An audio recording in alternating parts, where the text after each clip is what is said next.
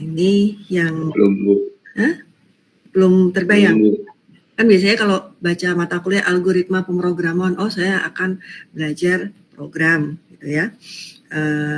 Belajar program ya, oke, algoritmanya belum ngerti banget ya, ya sekitar itulah gitu. Kemudian sistem operasi ya, berkaitan dengan sistem operasi. Nah, untuk riset operasional, kalau mendengar kata riset apa riset? Penelitian, Bu. Penelitian ya. Jadi sebelum saya lanjut lagi ya, nama saya yang membackup itu kan ada di belakang ya, di jadwal perkuliahan yang baru minggu lalu ya, baru rilis ya. Ada cukup panggil 5 nama aja juga nggak masalah, nggak usah panjang-panjang ya. Saya menggantikan, bukan menggantikan, membackup ya, membackup. Kemudian ya ini saya kemudian lanjut lagi ya. Sebelum itu untuk di Gunadarma sistem nilainya dosen itu hanya bisa memberikan nilai sampai dengan UTS ya. Jadi nilainya yang diberikan dosen ke pihak pengolahan data atau BAPSI itu berupa angka ya. Kemudian ini belum masuk ke materi yang riset operasional, tadi dulu ya.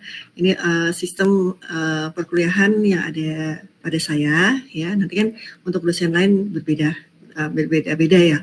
Tapi untuk tanggung jawab pemberian nilai itu sama semua dosen, hanya sampai dengan UTS ya. Karena kebetulan kemarin ada yang komplain, Bu, kenapa saya dapat nilai E. Nah, dosen tidak memberikan nilai mutu, nilainya nilai berupa angka, dan itu adalah nilai UTS dan tugas ya. Tapi kalau saya tidak ada tugas, tapi tugasnya atau kuis ya itu dimasukkan ke poin UTS.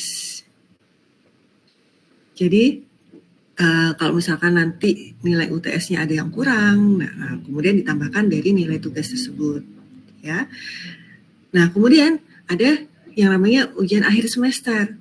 Ujian akhir semester biasanya soal yang dikeluarkan itu dari koordinator mata kuliah, bukan dari dosen. Ya. Dan pengolahan nilai sehingga menjadi nilai mutu ya, pengolahan nilai ujian tengah semester, ujian akhir semester menjadi nilai mutu ya, itu oleh pengolahan data ya. Jadi ya tidak tepat kalau menanyakan, Bu, kenapa nilai saya E? Ya, tidak tepat karena yang dosen hanya bertanggung jawab sampai dengan UTS saja. Itu yang mengolahnya. Nah, itu pengolahan data. Silakan sih kalau mau nanya nilai UTS saja saya berapa, Bu, gitu. Ya. Dan jangan berpikiran kalau sudah dibuat mindset ya, kalau sudah mengikuti UTS, mengikuti ujian akhir semester, paling enggak dapat nilai paling kecil itu adalah D. Jangan. Ya. Enggak. Kalau tidak mengikuti salah satu ujian pastinya E. Ya, tapi bisa saja mengikuti ujian dua-duanya bisa saja dapat E. Ya, jadi jangan berpikiran kalau mengikuti ujian paling enggak D aman lah, gitu ya, bisa lewat perbaikan nilai misalkan. Ya, jangan begitu, ya. Jadi kenapa jangan begitu? Karena tergantung dari nilai yang paling tinggi. Kalau paling tingginya 100 yang ada di kelas, ya. Nah, otomatis kan ada standar nilainya kan jadi ya tinggi akhirnya. Ya, jadi yang sekedar mindsetnya ikut UTS, ikut UAS, paling enggak C gitu. Nah, itu dibuang lah gitu, pikiran kayak gitu ya. Jadi ya harapannya sih ya nilainya baik ya, nilainya menjadi B atau A gitu. Ya jangan ada C atau D ya. Ya. Kemudian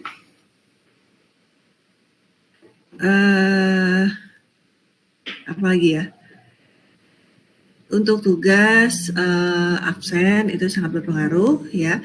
Kita kan sistemnya di sini di semester ini luringnya bergantian ya untuk tatap muka langsung itu bergantian minggu ganjil, minggu perkuliahan ganjil itu untuk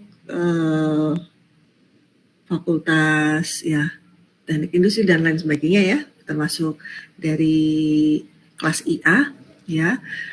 Nah, kemudian diselingi oleh online ya, oleh online-nya bisa melalui Jimit, Zoom ya, melalui kelas online dan kelas virtual.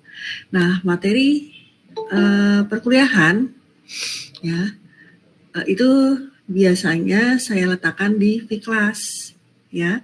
Jadi materi Vkelas itu bukan berisi materi pada saat Vkelas saja, tapi kalau saya jangan dilihat yang lain gitu, kok dosen ini beda-beda ya. Kalau itu materinya saya letakkan di Vkelas dari awal sampai dengan akhir ya. Jadi jangan ada alasan belum dapat materinya, semuanya lihat di Vkelas. Dan keaktifan kalian di Vkelas itu juga menjadi poin tambahan ya, poin tambahan untuk untuk nilai UTS nanti ya. Oke. Ada yang bertanya berkaitan dengan sistem perkuliahan di mata kuliah riset operasional?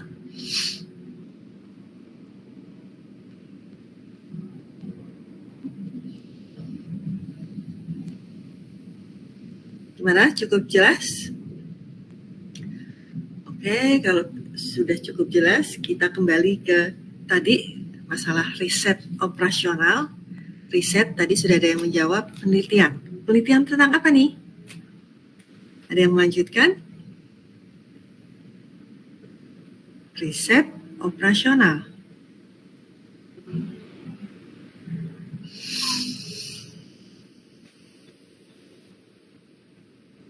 Gimana? Sebetulnya kalau ngajar tuh enakan luring ya. Ya kalau daring kayak gini sudah nggak lihat mukanya, ditanya jawabnya susah, padahal banyak yang tergabung ya. Sekarang ini ada 30 yang tergabung ya. Masa nggak ada yang jawab sih? Penelitian tentang operasional, Bu, itu mungkin. Operasional apa nih? Operasional ya sebuah perusahaan mungkin gitu, Bu. Ya, betul. Ya. Jadi operasional sebuah perusahaan ya. Jadi kalau yang namanya organisasi ya, organisasi itu ada organisasi yang berorientasi keuntungan dan ada organisasi yang tidak berorientasi keuntungan. Kalau yang tidak berorientasi keuntungan itu biasanya yayasan ya, walaupun juga ada ya pokoknya beda lah, ada yang selalu berorientasi keuntungan ya. Nah, yang dibicarakan di riset operasional ini adalah yang berorientasi keuntungan organisasinya atau operasinya itu berorientasi pada keuntungan ya. Jadi untuk memulai operasional apapun ya, nah ini dilakukanlah penelitian ya. Misalkan sebuah pabrik maaf ya, sebuah pabrik biskuit akan membuat produk biskuit baru, ya. Membuat produk biskuit baru, ya. Biskuit baru itu bahan bakunya terdiri dari salah satunya tepung, ya, gula, susu, ya, mentega, telur, ya. Dari kelima barang tersebut, kelima bahan baku tadi, ya, seberapa banyak, ya, yang dibutuhkan untuk membuat si produk biskuit baru. Nggak usah gitu deh. Yang paling gampang, Anda punya modal nih, Anda punya modal, kemudian Anda akan yang lagi trending membuat kafe, ya, membuat kafe. Apakah tiba-tiba Anda, oh, tentukan tempatnya di sini, ya, kemudian langsung buat produk, ya, produk yang menurut Anda merupakan produk unggulan, ya. Apakah tahapnya seperti itu?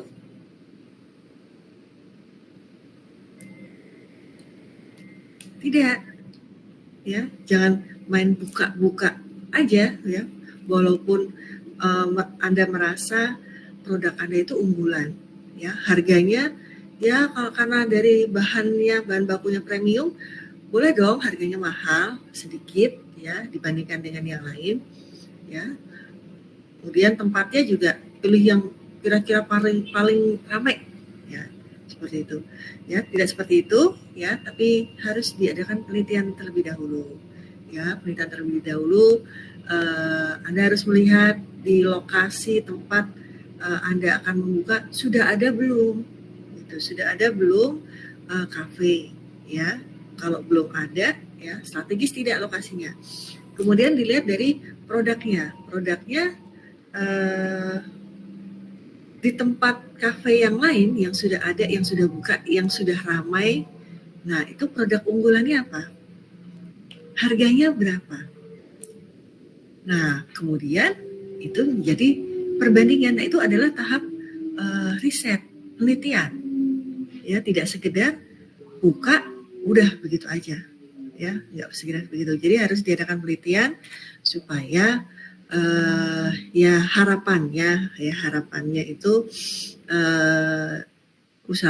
usaha kafe Anda yang mau dibuka, ya, itu bisa berjalan dengan lancar, ya. Jadi ini adalah penelitian sebelum melaksanakan suatu operasional, ya. Yang tadi buat biskuit baru, ya. Nah, bahan bakunya apa saja, jumlahnya berapa? Jumlahnya kan terbatas tuh, bahan baku untuk biskuit baru tadi, ya, terbatas. Bagaimana caranya menggunakan sumber daya yang terbatas, bahan baku yang terbatas, ya, supaya nanti harga jualnya, ya, itu memberikan keuntungan, ya. Jadi istilahnya ini ilmu peramalan, ya, tapi bukan peramalan yang dengan mbah dukun, ya, tapi peramalan dengan perhitungan, ya. Kira-kira gimana? Sudah ada bayangan? Ya. Jadi dalam memulai usaha Anda harus melakukan penelitian, ya. Nah, ini operasional apa aja, Bu? Nah, di riset operasional ini sangat besar, ya.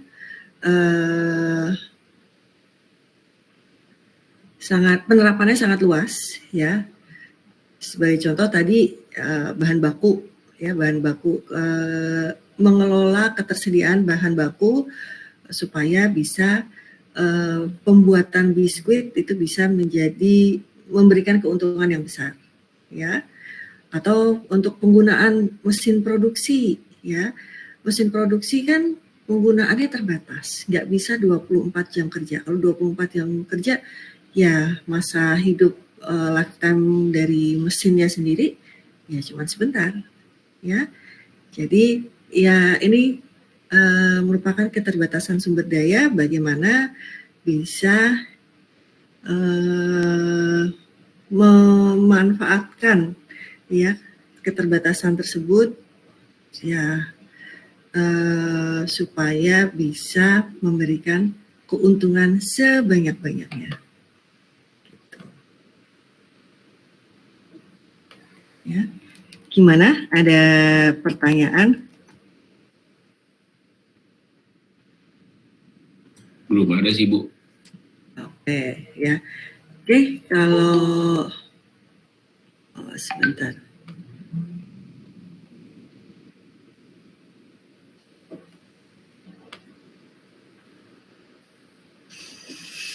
Oke, kalau belum saya langsung saja ke materinya karena kita sudah ketinggalan satu pertemuan ya. Gimana ya tadi?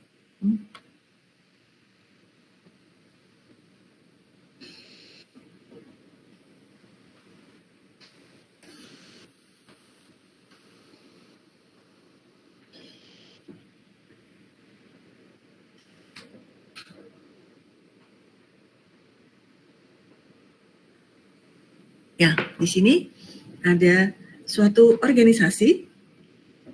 Ya, ini ada suatu organisasi. Kursor saya kelihatan nggak ya? Kelihatan, Bu. Kelihatan ya? Ya, ini adalah suatu organisasi ya akan memulai suatu operasional ya. Nah, melalui menjalankan suatu operasional dalam suatu sistem ya. Organisasi ini memiliki sumber daya yang terbatas ya. Supaya hasilnya penggunaan sumber daya ini optimal, mendapatkan kinerja yang optimum ya, maka dilakukan risetnya secara ilmiah ya, yang kemudian dinamakan juga dengan riset operasi ya. Ya ini ilmu peramalan tapi yang secara ilmiah, ngeramalnya ilmiah ya, jadi dihitung dulu ya sebelum masuk ke dalam riset operasional. Ini dimulai dari operasi militer Perang Dunia Kedua ya. Kok jauh banget ya dari riset operasi, kemudian mulainya itu dari operasi militer ya, Perang Dunia Kedua, apa hubungannya ya, hubungannya sekarang kita lihat deh, nggak ada perang ya, ada sih perang Ukraina Rusia ya, masih berjalan sampai sekarang, bikin kacau perekonomian dunia juga ya. Nah, contohnya jangan perang Ukraina deh, pasukan Indonesia, pasukan PBB dari Indonesia akan dikirimkan ke suatu daerah, waktu itu daerah mana ya, daerah mana aja lah ya, nggak usah dipakai ini, daerah untuk mengamankan situasi di negara tertentu misalkan ya. Dalam mengirimkan pasukannya ya, apakah yang dikirimkan itu adalah sebanyak-banyaknya pasukan ya, kemudian senjatanya apa sih yang dibawa oleh pasukan PBB, pengamanan PBB untuk mengamankan daerah, selain pasukan apa lagi?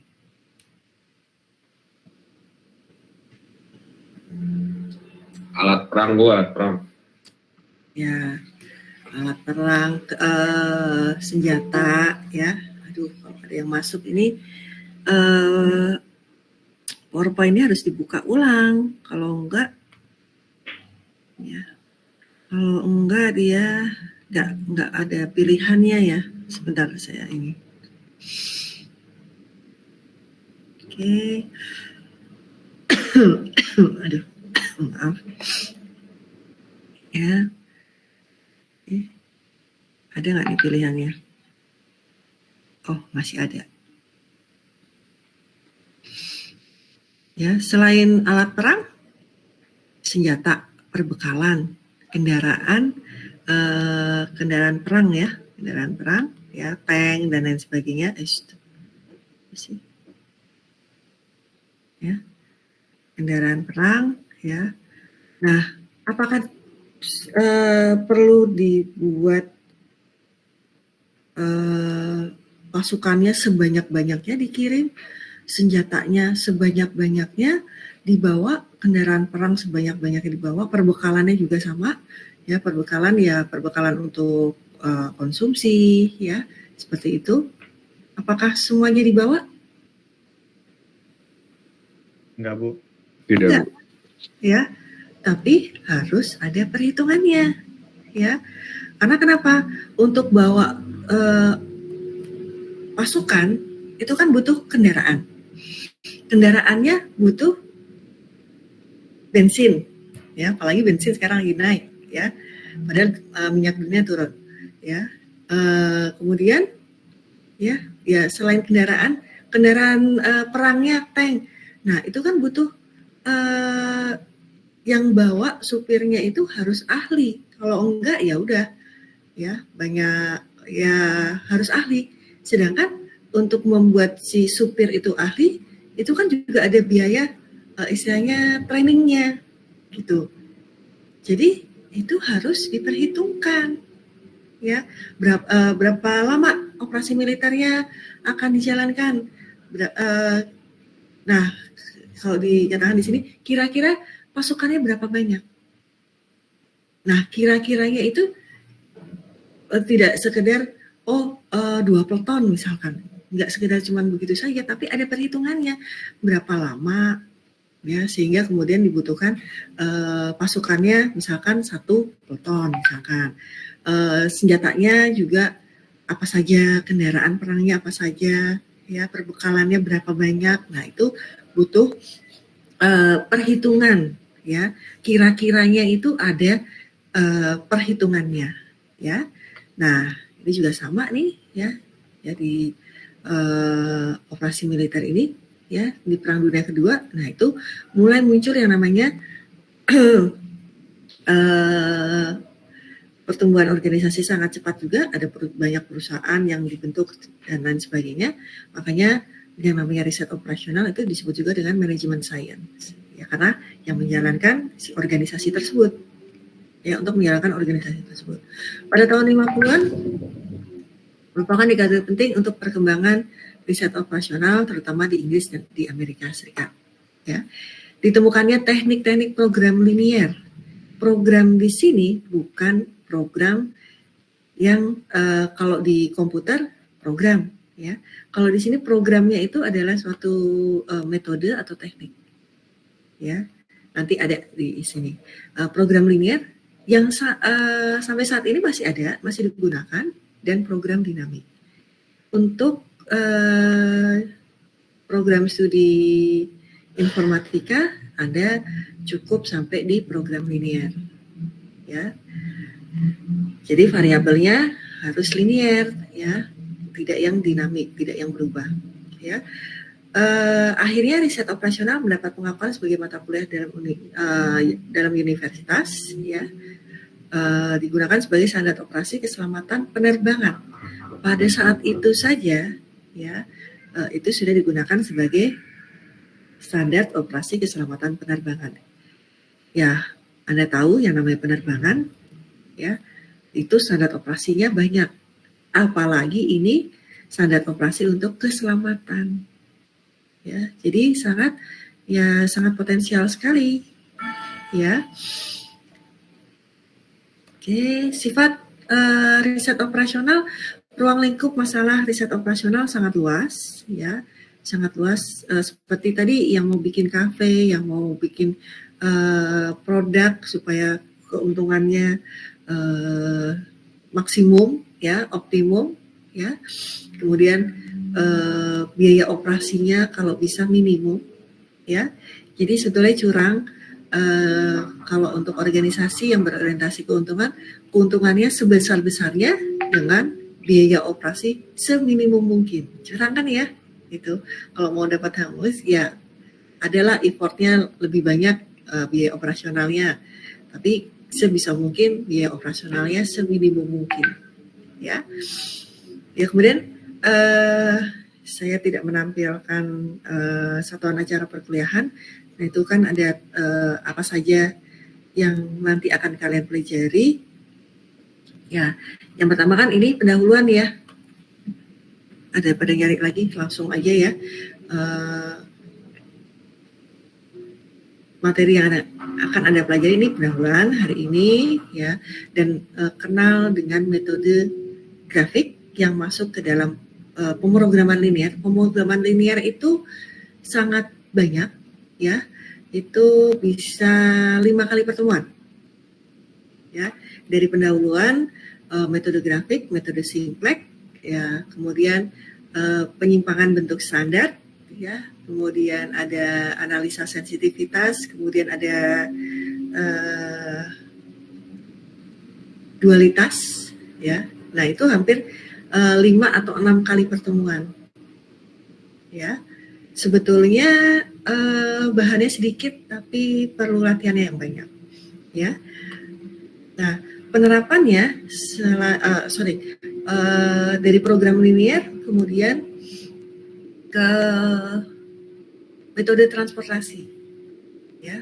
Apalagi ya metode transportasi ya, sekarang pada saat COVID ya, Anda kan sering banyak bukan Anda saja tapi banyak yang melakukan pembelian secara online. Kemudian ekspedisi ya otomatis banyak ya.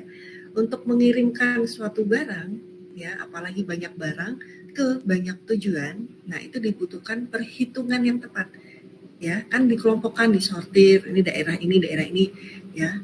Nah, itu jalannya kemana dulu tuh ya. Sekarang misalkan saya mau mengirim barang ya,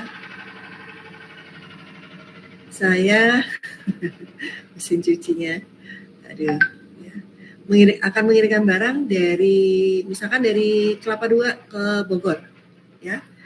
Banyak jalan menuju Bogor, bukan cuma Roma doang ya.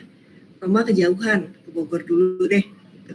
Dari Kelapa II ya, atau dari Depok deh, dari Depok ya. Saya akan mengirim barang dari Depok ke Bogor ya. Jalannya lewat mana aja untuk ke Bogor? Alhamdulillah sekarang sudah banyak jalan. Mau lewat jalur tengah Citayam, Bojonggede, mau lewat Parung ya, mau lewat Jalan Raya Bogor, mau lewat Jagorawi ya. Nah, itu banyak pilihan jalannya. Pilihan alat transportasinya juga banyak. Kalau mau sehat, jalan kaki ya. Kalau mau ngikutin tren, naik sepeda bisa. Bisa naik sepeda motor, bisa naik kendaraan umum atau mobil ya. Kendaraan umum aja ada pilihannya banyak, mau naik angkot nyambung bisa, kemudian naik kereta api ya, kemudian ya kalau lewat tol ada biaya tolnya ya. Nah, itu diperhitungkan semuanya, semua alternatif dihitung berapa banyak biaya operasional untuk sampai ke Bogor ya, untuk sampai ke Bogor untuk mengirimkan barang ya. Kemudian estimasi kedatangannya, nah itu kan ada lagi tuh, selain biaya operasional, estimasi kedatangan, mana yang lebih cepat, lewat jalur mana, dengan apa, nah itu ya. Nah, ini dilakukan riset ya. Sebelum si ekspedisi itu beroperasi, nah itu akan melakukan riset ya. Tadi dari bahan baku, kemudian transportasi, kemudian ada lagi penugasan ya. Penugasan ya, misalkan ada suatu perusahaan mendapatkan suatu proyek ya, proyek membuat aplikasi yang melibatkan sekarang semuanya melibatkan jaringan komputer ya, penggunaan internet, web based misalkan ya. Nah, itu tidak semua karyawan di perusahaan tersebut bisa membuat program ya. Ada yang ahli membuat program, ahli di jaringan komputer, ahli di internetnya atau di database-nya. Nah, semua dihitung ya. Kemudian masing-masing itu biaya pekerjaannya berbeda-beda ya. Mana yang akan dipilih ya, sehingga biaya operasionalnya sedikit untuk mengerjakan si project tadi. Ya, nah itu penugasan. Ya, mungkin kalau dulu di tingkat SMA itu belum ada perhitungan macam-macam, tapi dicoba dihitung manual satu-satu. Coba yang ini, coba yang ini, coba yang ini, A, B, C, D, kemudian mana yang biaya operasionalnya paling kecil, ya dipilih. Ya. Nah, kalau di riset operasional sudah ada metode-metode yang akan dipilih untuk melakukan penelitian sebelum melaksanakan operasional. Makanya dikatakan di sini ruang lingkup masalahnya riset operasional sangat luas. Tidak hanya itu ya, ada teori antrian ya. Bagaimana menentukan si kasir di supermarket itu buka 1, buka 2, buka 3 ya. Ya tergantung dari antriannya. Kalau antriannya sudah ada 2 atau 3 ya, maka harus dibuka 1 ya. Contohnya seperti itu teori antrian. Kemudian untuk pengerjaan proyek ya, manajemen proyek itu juga ada ya di riset operasional. Jadi penerapannya banyak ya. Cuman Anda nanti paling tidak yang diajarkan itu sampai dengan penugasan ya. Sampai dengan penugasan, sedangkan nanti materi yang saya berikan itu dari ABRI ya, pesawatnya udah mulai terbang ya.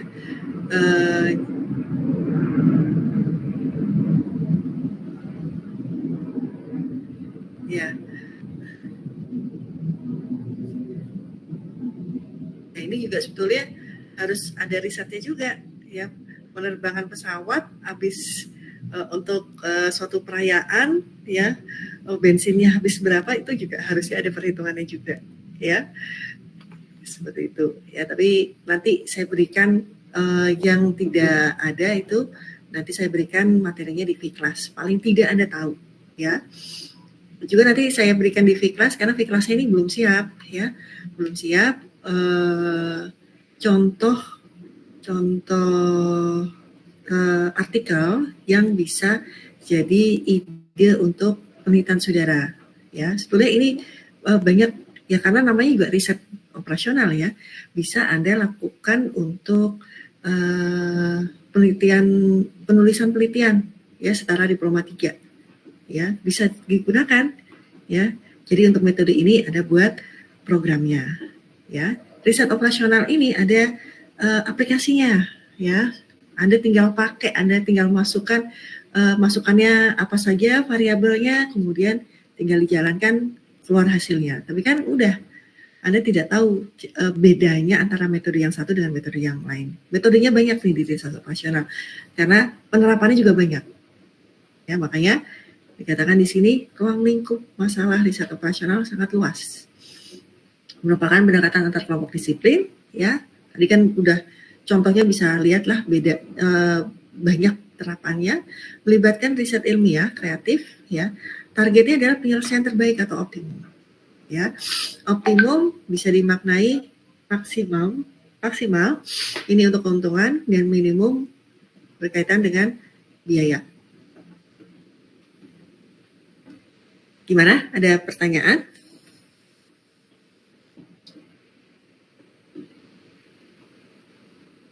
Atau saya ngomongnya kecepatan? Ya. Jadi di sini riset ini adalah penerapan metode ilmiah, sekali lagi ilmu peramalan tapi dengan metode ilmiah, ya, melalui tim terpadu. Nah, kenapa tim terpadu? Ya, pernah dengar piramida manajemen? Sudah pernah? Sudah pernah dengar belum piramida manajemen? Pernah Bu kayaknya. Manajemen tingkat atas, tingkat menengah, tingkat bawah. Jangan bilang tingkat rendah ya, tapi bilangnya tingkat bawah. Ya, sebagai contoh kalau di perbankan ya. Itu kan ada di bank ya, di bank yang Anda lihat dari luar ya, itu ada customer service sama teller. Nah, itu manajemen tingkat bawah. Ya, apakah penting? Ya penting.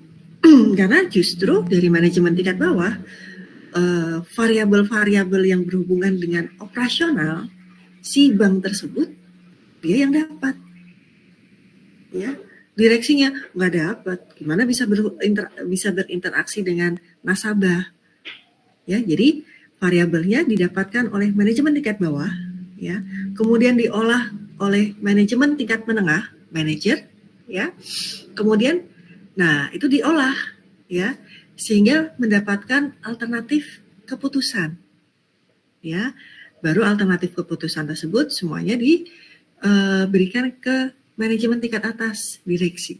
Makanya dikatakan di sini tim terpadu, nggak bisa cuma sendiri, ya Anda mau buat kafe juga itu sama, ya ada yang kalau misalkan Anda mau meliti juga silahkan, nggak masalah, ya tapi kalau sudah organisasinya sudah terbentuk, nah itu kan ada tim terpadunya, ya untuk memecahkan permasalahan yang timbul dalam kegiatan suatu operasi suatu sistem organisasi agar diperoleh pemecahan yang optimum. Ya harapannya pemecahannya bisa optimum, ya. Keterbatasan riset operasional, perumusan masalah dalam riset operasional adalah tugas yang sulit.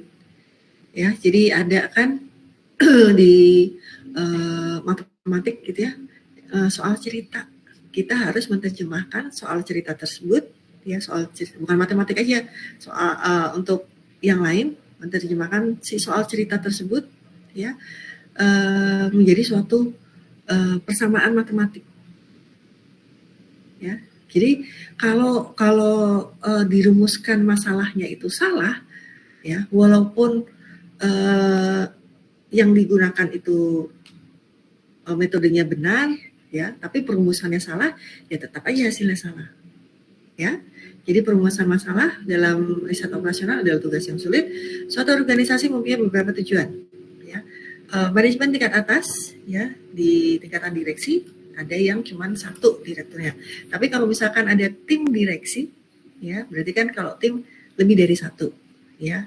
Oh kita buka kafe baru, ya udah kita ada yang diobral, kalau enggak ada yang harga produknya semuanya ada diskonan gitu ya istilahnya, ya sedangkan ada yang satu lagi, oh produk kita kan produk elit ya dari bahan premium, ya nggak usah pakai diskon lah gitu ya. Nah itu yang dikatakan tujuan bertentangan, ya sehingga akan berakibat terjadi yang namanya suboptimum. Ya ini sulitnya kalau hal tersebut terjadi, ya jadi tidak bisa mencapai hasil yang terbaik secara serentak, ya. Kemudian hubungan non-linear yang diubah menjadi linear ini dapat mengganggu solusi yang disarankan. Bentar, ya baru masuk nih. Nah kan sudah makin banyak. Nah ini Muhammad Nur siapa nih? Nah ini ada Muhammad, ya tapi ini kalau bisa sekali lagi mohon yang namanya Muhammad ya itu disingkat ya, karena absennya kan dari screenshot ini ya, dari screenshot Meet ya. Kalau udah banyak, ini sudah ada 35, 36 sama saya ya. Ini kelihatannya Muhammad ada 1, 2, Muhammad Nur sama Muhammad siapa nih? Masih ada 3 nih Muhammad ya. Jadi kalau bisa disingkat menjadi M aja ya. Jadi biar kelihatan nih ya. Ini kan ada yang sudah disingkat M Najwan, M Zar. Nah ini Zarfan ya. Ya apalah, apa ya nih? Saya nggak tahu ya. Saya belum sempat download ini ya, absennya ya. Jadi tolong yang namanya Muhammad, menggunakan Muhammad, tolong disingkat ya. Zarfa, ada Zarfa apa gitu kelanjutannya, ada yang Zafran ya. Ini nama anak saya nih, ya. Jadi tolong disingkat ya. Oke. Saya lanjutkan lagi. Ya, sebentar. Untuk materi tadi, pendahuluan. Tumben masih ada. Ya, nah ini keterbatasannya. Ya.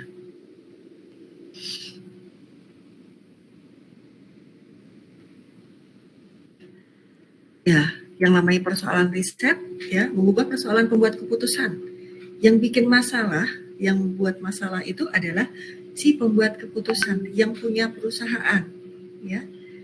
Coba mau bikin, kita harus keluarkan biskuit coklat yang lagi ngetren, pakai apalah coklatnya, ya.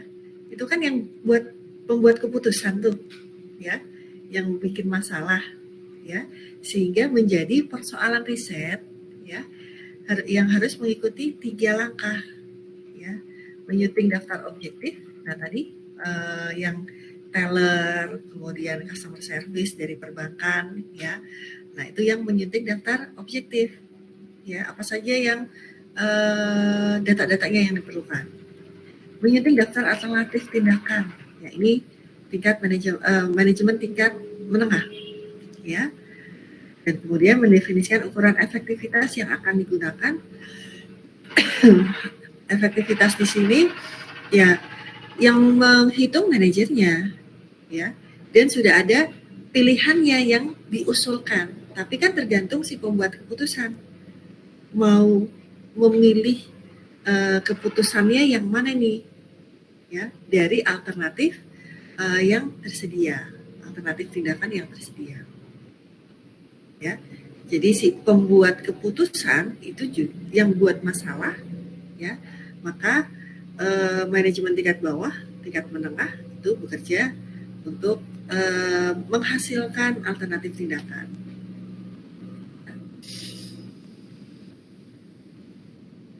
Sampai di sini ada pertanyaan? Maaf sambil minum ya.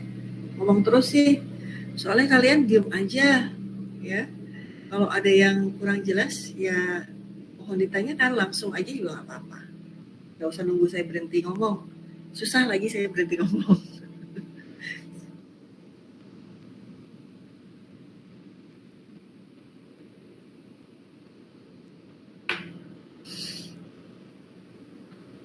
Bagaimana? Ada pertanyaan?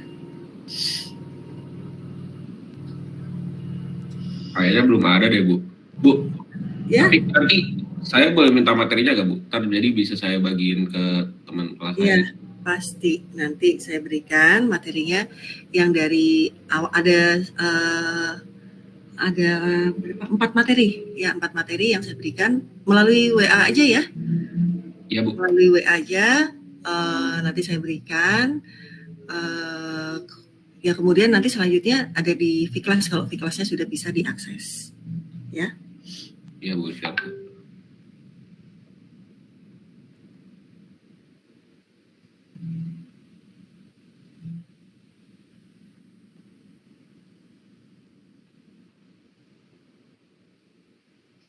Oke, nah ini adalah contohnya, ya, contoh dari persoalan riset operasional, ya. Ada 2 objektif O1 dan O2, ya. Objektif ini tujuan, ya, yang dapat dicapai dengan alternatif tindakan A1 A2, ya. Dan misalkan telah ditentukan tingkat efisiensi tindakan bagi setiap objektif, ya. Ini ada tabelnya.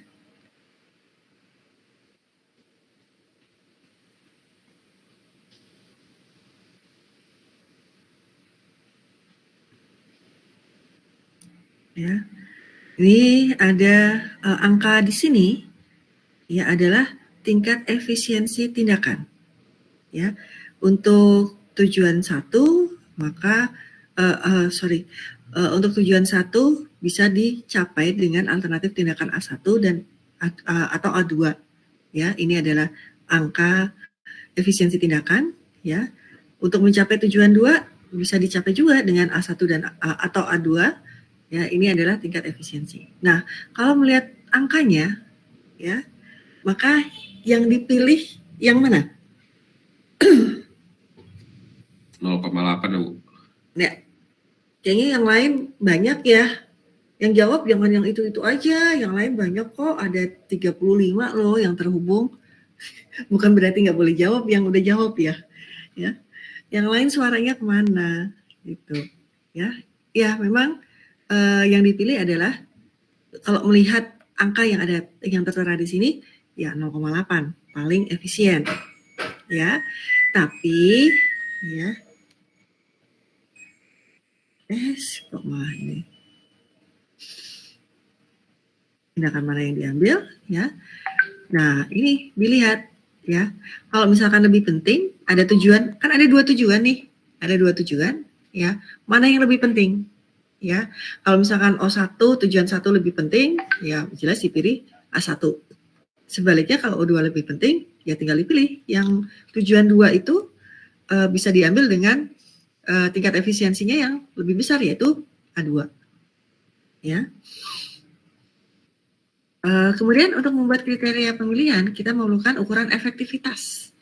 Ditambahkanlah ukuran efektivitas untuk tujuan 1, ukuran efektivitasnya 0,3 dan tujuan 2 0,7.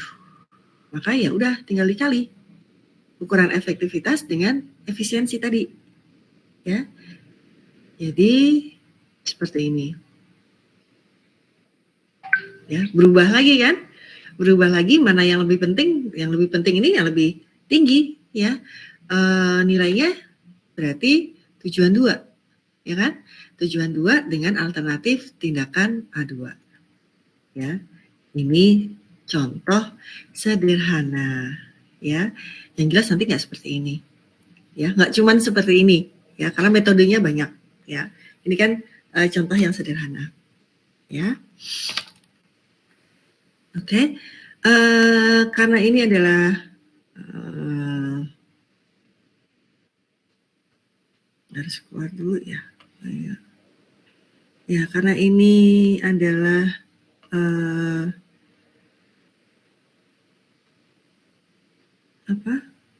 tentang riset ya. Di mana untuk merumuskan masalah seperti contoh-contoh yang sudah saya paparkan tadi ya, maka perlu adanya model. Contohnya tadi untuk transportasi ya, kan ada untuk biaya bensinnya, untuk biaya operasionalnya kan ada bensin, ada kendaraan. Ya, kalau kendaraannya milik perusahaan kan ada overhead-nya. Berapa lama dia bertahan, berapa lama dia bisa beroperasi dalam 1 hari. Ya. Nggak, ya bisa saja sih 24 jam, tapi lifetime dari si kendaraannya tadi kan juga jadi berkurang. Ya. Nah, sekarang kita supaya memudahkan ya perhitungan yang contohnya metode transportasi, kemudian pembuatan produk baru, maka dibuatlah yang namanya model. Ya. Model pengertian pemodelan itu sendiri, kenapa perlu dibentuk model, jenis-jenis model, penyederhanaan model, dan tahap-tahap pemodelan. Model dalam riset operasional adalah abstraksi atau penyederhanaan realitas. Ya. Sebagai contoh, misalkan di sini ada toko furniture. Toko furniture kan bikinnya banyak tuh, ada meja, kursi, lemari, tempat tidur, dan lain sebagainya ya. Ya. Tapi untuk menghitung semuanya, untuk mendapatkan keuntungan, kita modelkan dulu ya. Nggak bisa langsung semuanya dihitung ya. Beberapa dulu lah, dua atau 3 dulu atau gimana. Jadi disederhanakan ya. Proses untuk membuat meja kursi itu juga sebenarnya kan banyak, dari bahan baku sampai jadi kursi itu kan prosesnya banyak. Itu prosesnya juga perlu disederhanakan. Ya, berapa proses ya. Nanti ada contohnya ya. Model menunjukkan hubungan-hubungan langsung atau tidak langsung dari aksi dan reaksi dalam pengertian sebab akibat. Model harus mencerminkan semua aspek realitas dan model adalah suatu fungsi tujuan. Nah, ini yang harap ditekankan ya. Model adalah suatu fungsi tujuan, tujuannya maksimum atau minimum dengan seperangkat kendala. Ya, kendalanya tadi keterbatasan sumber daya ya, yang diekspresikan dalam bentuk variabel keputusan. Variabel keputusan ini yang nanti akan ditanya DIT ya. Ini saya dapat bocoran dari anak saya yang masih SMP dulu pada saat SD itu bilang pokoknya harus ditulis dulu DIK-nya dan DIT-nya. Apa sih DIK? DIK?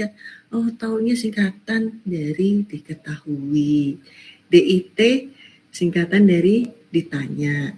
Jadi yang diketahui ini Anda harus cari ya fungsi tujuan dan seperangkat kendala tadi. Sedangkan yang ditanya ini adalah variabel keputusan.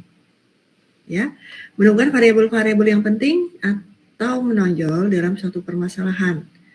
Penyelidikan hubungan yang ada di antara variabel-variabel tersebut. Ini harusnya ada lagi di bawah satu baris tapi ketutupan. Ya. Jenis-jenis model. Ada 3 jenis-jenis model, ikonik atau fisik. Ya, namanya juga model fisik, ya, penyajian fisik seperti tampak pada aslinya. Ya, seperti misalkan buat biskuit kelihatan fisik tepung yang tersedia, susu yang tersedia, kemudian gula yang tersedia, telur yang tersedia kelihatan secara fisik. Ya, dengan skala berbeda, tepung kilogram, susu liter, telur butir, ya kan, skalanya kan beda-beda. Ya, model ini mudah diamati dengan mata, ya, membangun, menjelaskan, tapi sulit untuk dimanipulasi. Manipulasinya bukan korupsi ya, tapi dimanipulasi ini untuk dilakukan tujuannya nanti untuk peramalan. Ya, dibuat modelnya itu untuk perhitungan itu sulit, ya. Nah, biasanya ini menunjukkan peristiwa statik. Kemudian model yang kedua, model analog, lebih abstrak dari model ikonik, ya, karena tidak kelihatan sama antara model dengan sistem nyata. Ya, lebih mudah memanipulasi dan menunjukkan situasi dinamis, tapi juga tetap kita tidak menggunakan model analog. Ya, model simbolik atau matematik, nah kita menggunakan model matematik. Ya, jadi nanti Anda akan berhubungan dengan persamaan matematik, perhitungan matematik, tapi operasinya cukup operasi aritmetik, ya, nggak ada operasi yang pakai tangen, logaritma, nah, itu nggak ada itu, ya. Ya, pakai ya operasinya operasi aritmetik, penjumlahan, perkalian, pembagian, pengurangan, ya. Menggunakan seperangkat simbol matematik untuk menunjukkan komponen hubungan sebab akibat dari sistem nyata. Ada 2 model deterministik. Nah, kita menggunakan model deterministik, yang deterministik.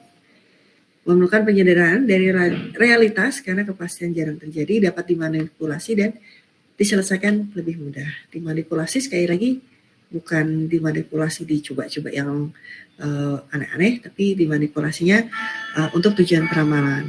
Ya, model probabilistik dalam kondisi tidak kepastian lebih sulit dianalisa. Ya, representasi ketidakpastian dan model menghasilkan suatu yang penyajian ya walau dekat dengan realitas, tapi kita tidak menggunakan ini, tapi menggunakan model deterministik. Sebentar.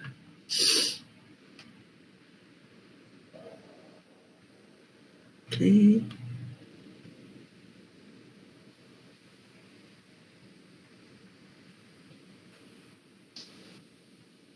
Oke, saya lanjutkan.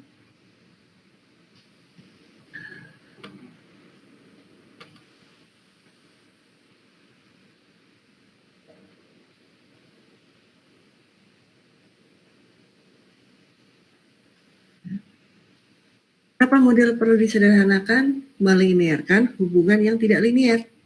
ya, mengurangi banyaknya variabel atau kendala, ya.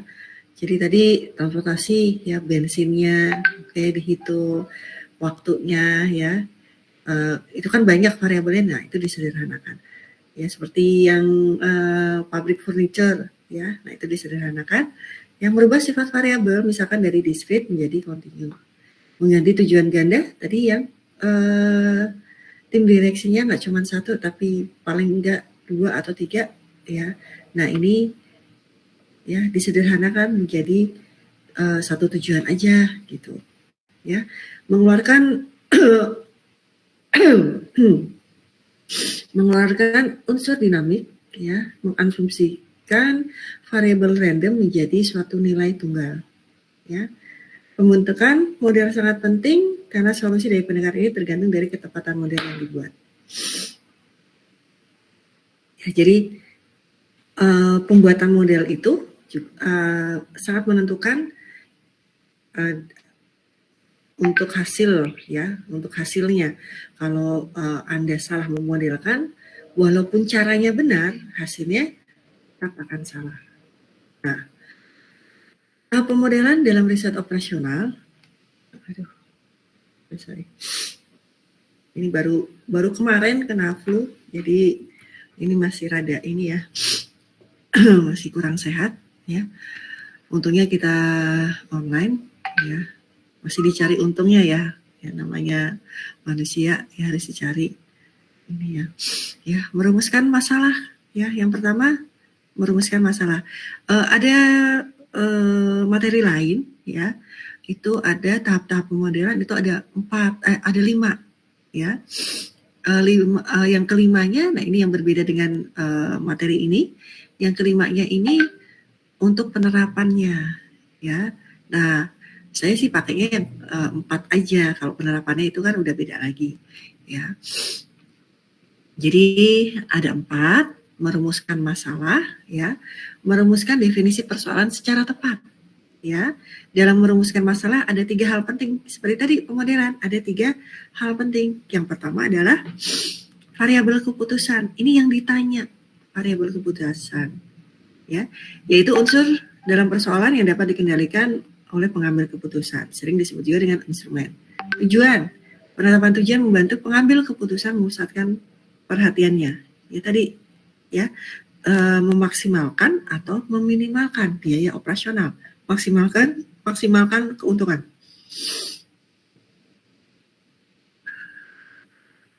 Tujuan diekspresikan dalam bentuk variabel keputusan. Jadi di dalam tujuan ada variabel keputusan.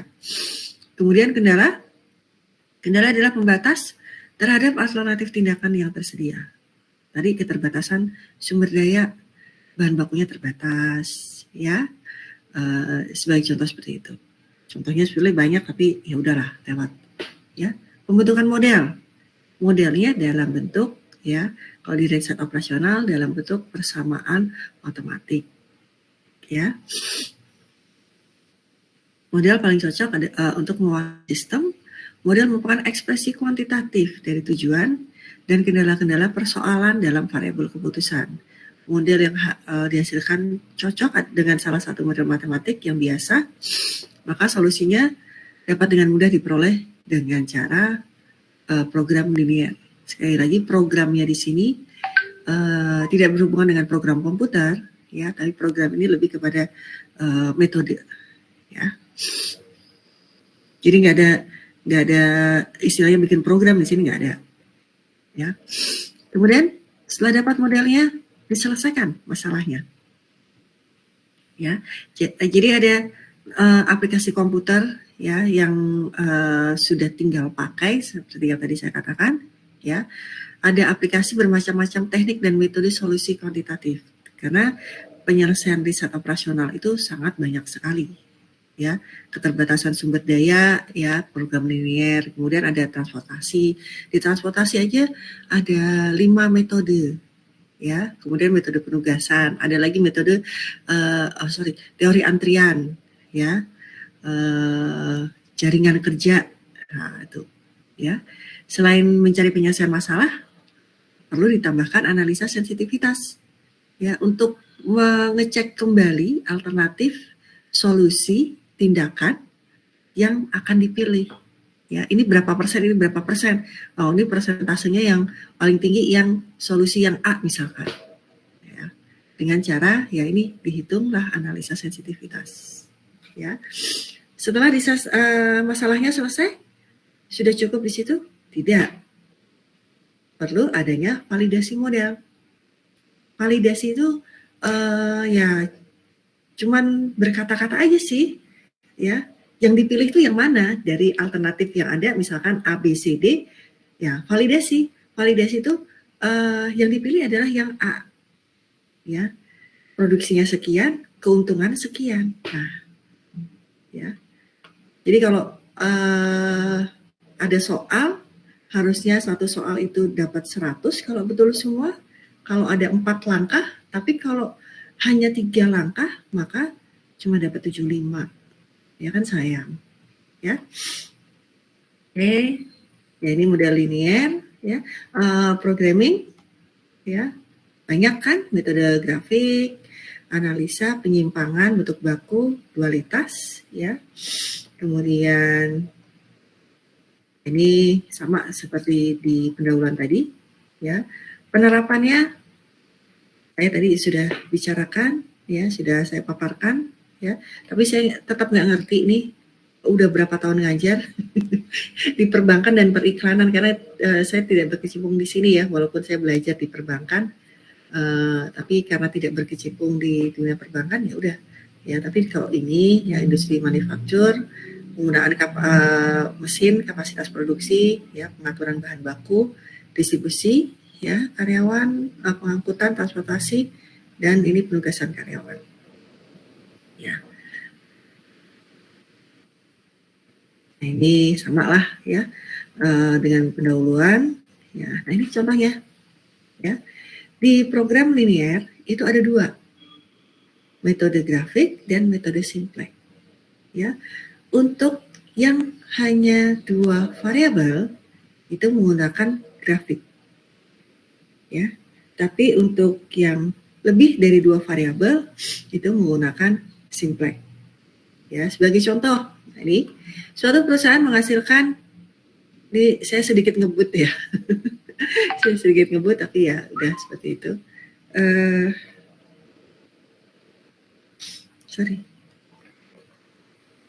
Ya, suatu perusahaan menghasilkan 2 produk, meja dan kursi. Ada yang protes pasti, kan ada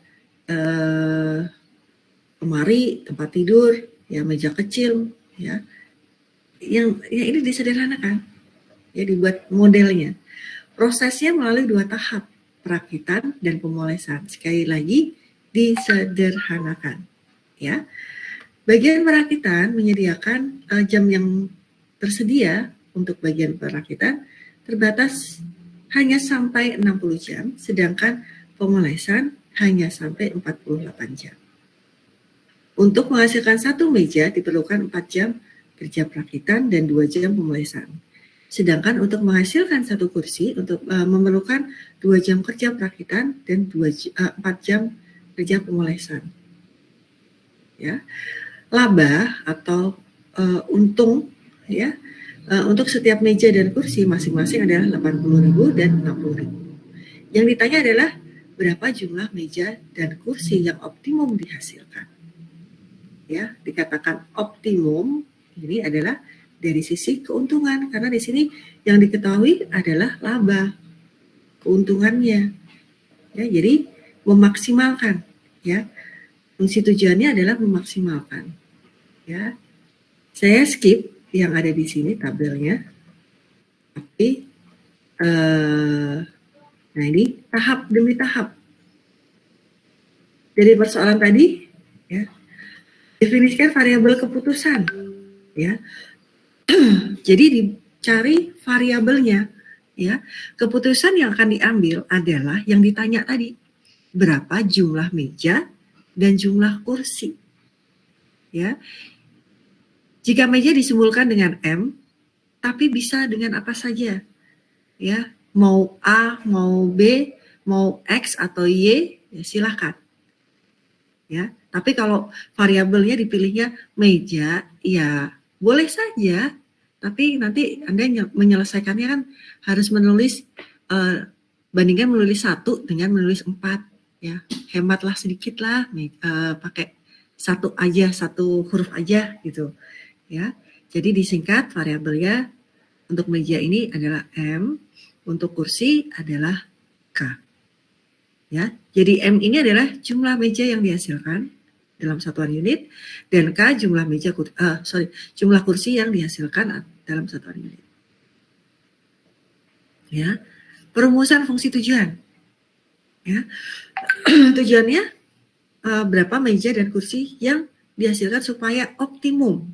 Ya, karena yang diketahui adalah laba, ya, maka dia memaksimumkan keuntungan dari sejumlah penjualan dari sejumlah meja dan kursi. Maka di sini labanya adalah sama dengan 1 meja, keuntungannya adalah 80.000. Kenapa ini ditulis cuma 8?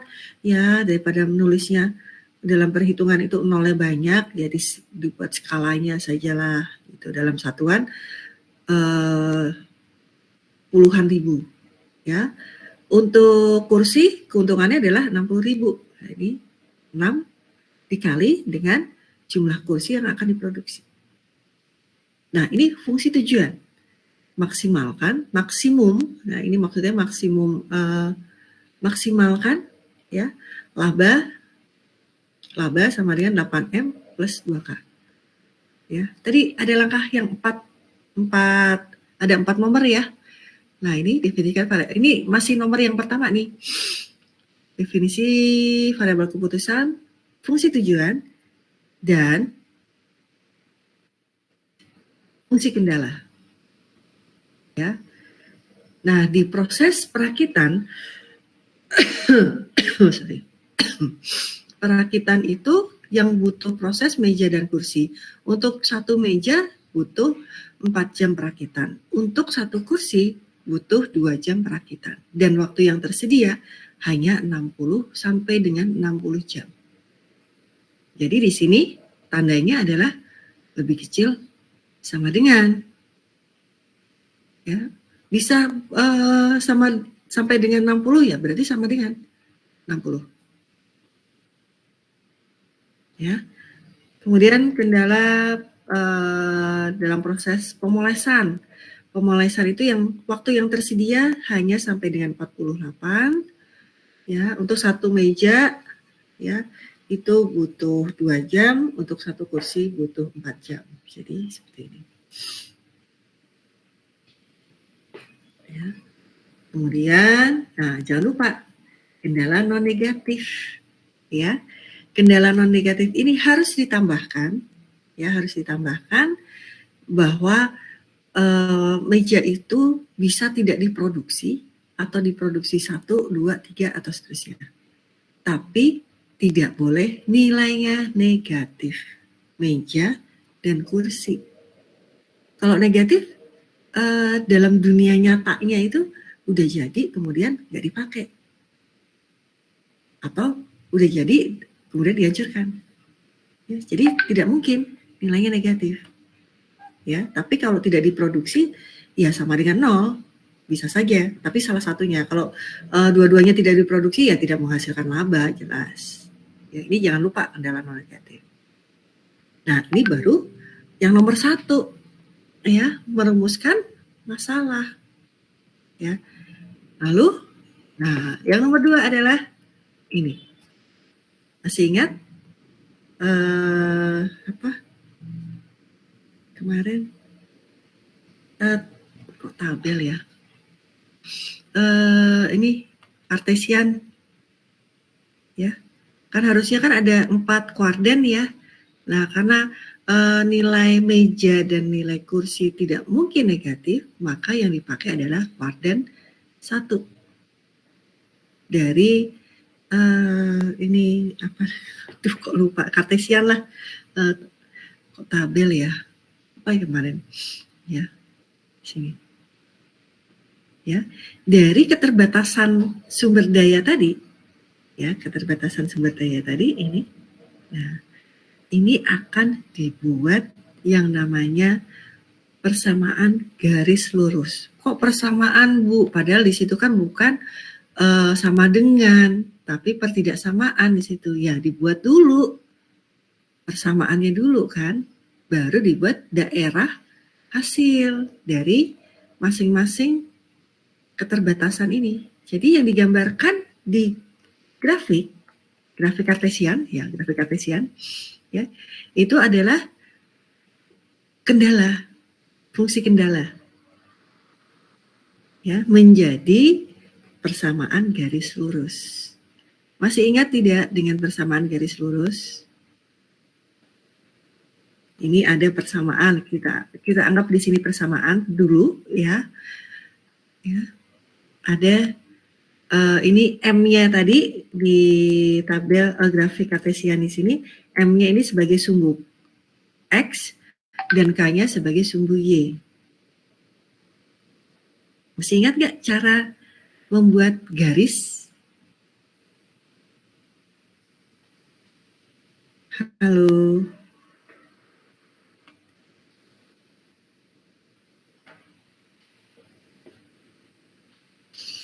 Harus dicari dulu X sama Y-nya. Titik potong pada sumbu X dan titik potong pada sumbu Y. Intinya untuk membuat garis perlu berapa titik? 2, Bu. 2, Bu. Minimal 2 titik, ya, karena di sini ada 2 sumbu, ya, titik potong pada sumbu M dan titik potong pada sumbu X. Cara mencarinya bagaimana? Masih ingat tidak? Dicari dulu X sama Y-nya, Bu. Ya, cari titik potongnya. Caranya gimana? Bentar, nih ada nih. Masih ingat nggak cara mencari titik potongnya? Tunggu saya buka dulu.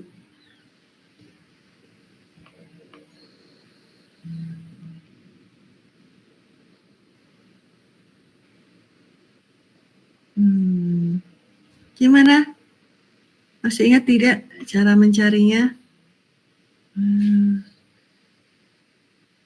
Memang dicari X dan Y-nya, titik potong pada sumbu X dan titik potong pada sumbu Y. Tapi caranya bagaimana?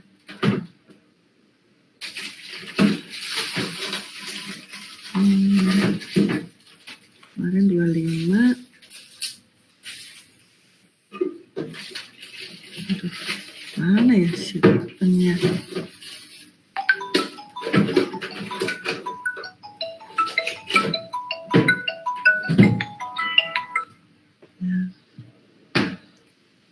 Lupa nih nomornya di mana. Bentar. Oh, di sini.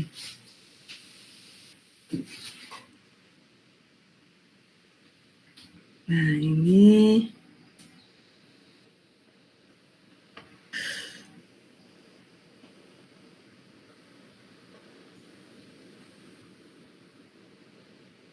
udah saya buka, ya. Kalau ngetik kelamaan, ya.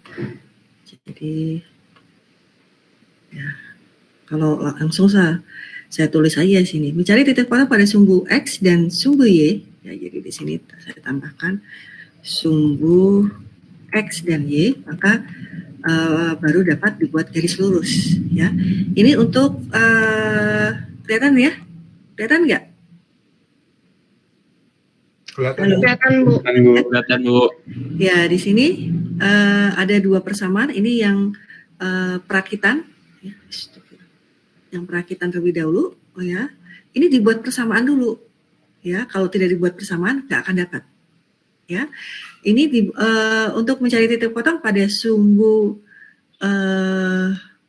M, ya, pada sumbu M atau sumbu X, ya. Ini dibuat menjadi sama dengan 0. M-nya pasti 0. Ya, berarti kalau M ini 0, kan 2K sama dengan 60 kan? Ya, 2K sama dengan 60, maka K-nya dapat dicari 60 bagi 2, 30. Maka titik potong pada sumbu X adalah 0,30. 0,30. Dapat 1 titik. Kemudian titik potong pada sumbu K. K-nya sama dengan 0, maka 4M, ini-nya sama dengan 0, 4M sama dengan 60. Ya, 60 dibagi 4 sama dengan 15. Benar nggak? Benar, Bu. Ya, titik potong pada sumbu Y adalah 15,0. Jadi satu garis. Ya. X-nya dapat 0,30, Y-nya di sumbu Y ya dapat 15,0. Kemudian udah ditarik garis lurus. Hal yang sama juga berlaku untuk persamaan yang kedua. Ya. Persamaan yang kedua. Ya. Nah, ini cara mencari titik potongnya, ya. Nah, kita kembali ke materi yang tadi.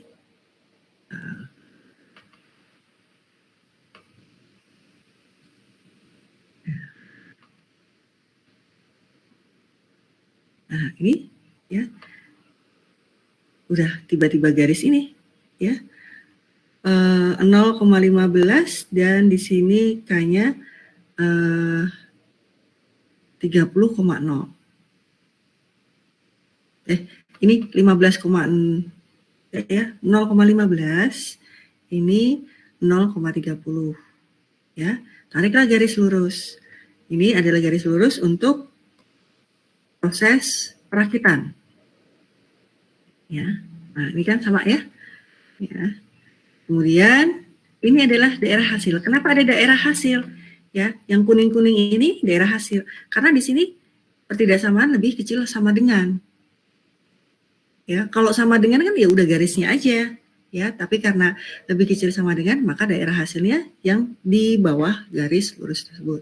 Kemudian hal yang sama juga diperlakukan untuk untuk proses pemolesan.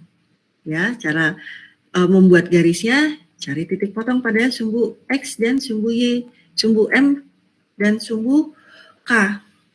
Dapatlah, ya. Ini daerah hasil, ya.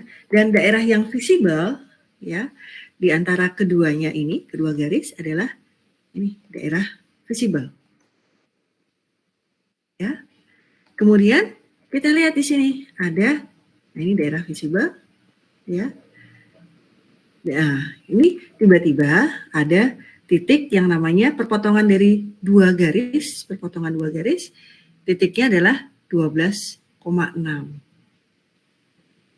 Ayo, dari mana 12,6? Cara dapat 12,6-nya dapat dari mana?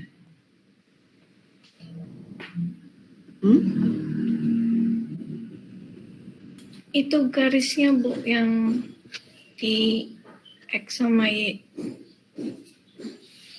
Iya, garisnya diapain? Masih ingat nggak perpotongan dua garis? Caranya pakai apa? Yang tadi lagi ya, untuk perpotongan dua garis, ya. Sebetulnya udah dapat, kalian udah pernah dapat, ya. Nah, masih ingat ini? Ini ada dua persamaan, ya. Jadi sekali lagi persamaan ini yang pemolesan.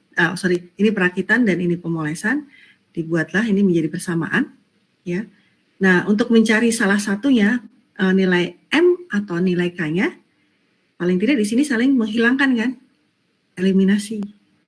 Nah, dieliminasi, cara mengeliminasi gimana? Karena di sini 4M, di sini 2M. Ya, ini yang pemolesan ini dikalikan dengan 2, sama-sama 4M sama-sama 4M. Maka kalau sudah menjadi 4M ini bisa saling menghilangkan. M-nya hilang. K-nya dapat, ya. Ini K-nya dapat, ya.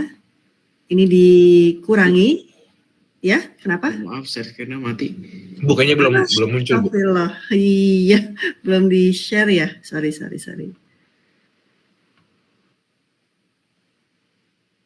Ya, banyak ini ya. Ya, ini pemolesan. Ya, ini perakitan, ini pemolesan, ya, supaya ini M-nya tidak ada atau K-nya tidak ada.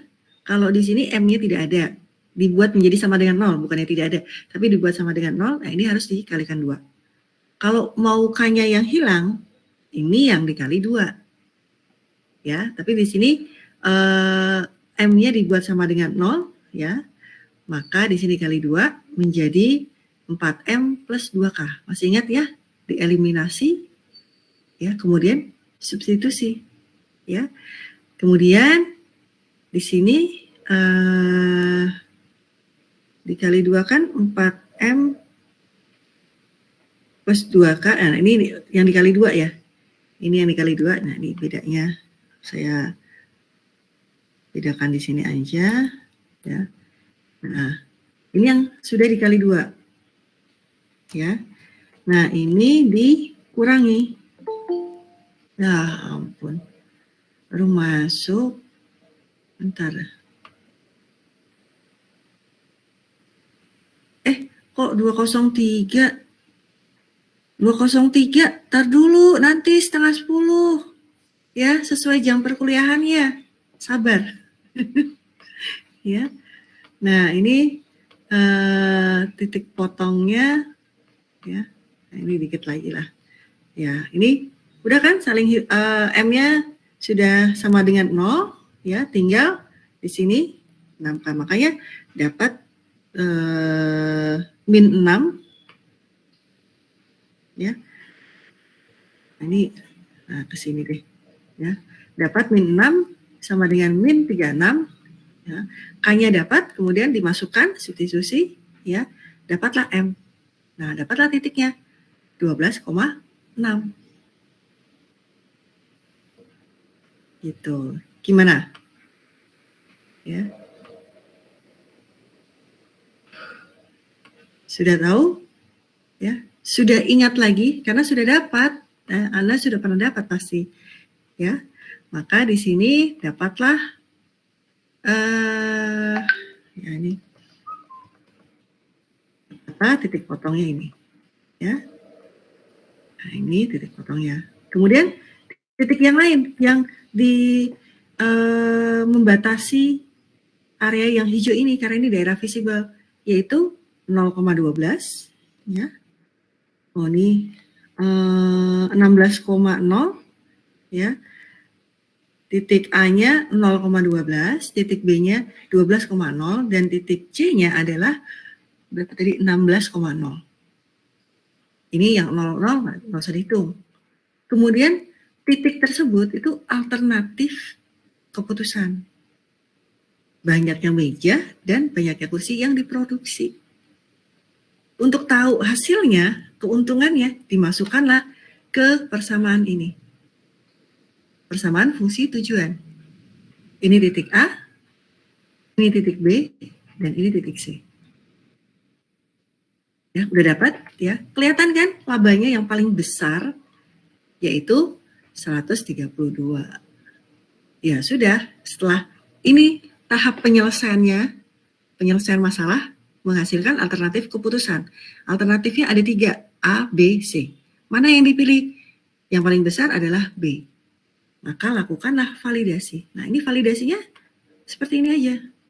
Ya, keputusannya mejanya diproduksi 12, kursinya diproduksi 6 dan labanya yang diperoleh. Nah, ini dimanipulasi nih, harusnya nolnya ada satu lagi nih. Nah, ini baru dikorupsi nih, ya. Cuman ada 01 hilang aja udah lumayan antara 132 dengan 1.320.000. Nah, ini harusnya nolnya ditambahkan 1 ya. Nah, gimana? Nah, ini yang dikatakan alternatif keputusan. Nah, ini keputusan yang diambil. Ya. Ada pertanyaan?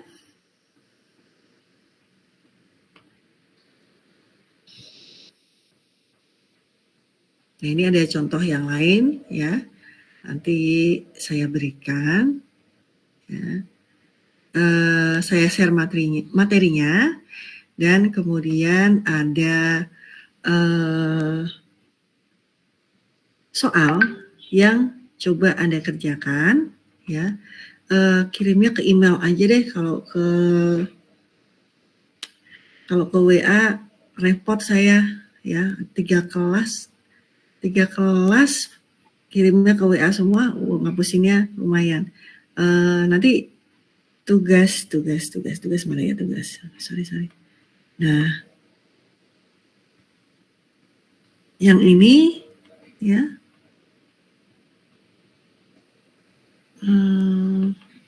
Nah, ini tugasnya nih.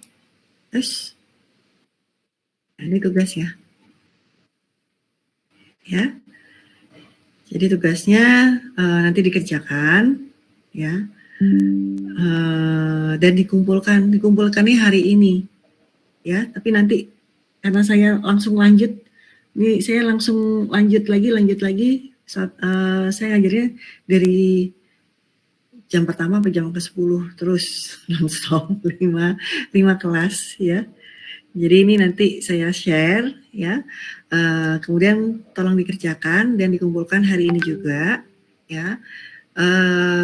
Melalui email. Nanti saya berikan email saya. Ya. Oke. Cukup jelas? Jelas, Bu. Bertanya Bu, untuk tugasnya, untuk tugasnya hari ini sampai jam berapa ya Bu? Hari ini sampai jam 6 lah. Ya, hari ini sampai jam 6. Ya, nanti di email. Jadi Anda kan tulis tangan, nggak mungkin Anda buat harus diketik ya. Bikinnya susah, repot ya, untuk ngetiknya, ngatur-ngaturnya repot lah, ngedit-ngeditnya.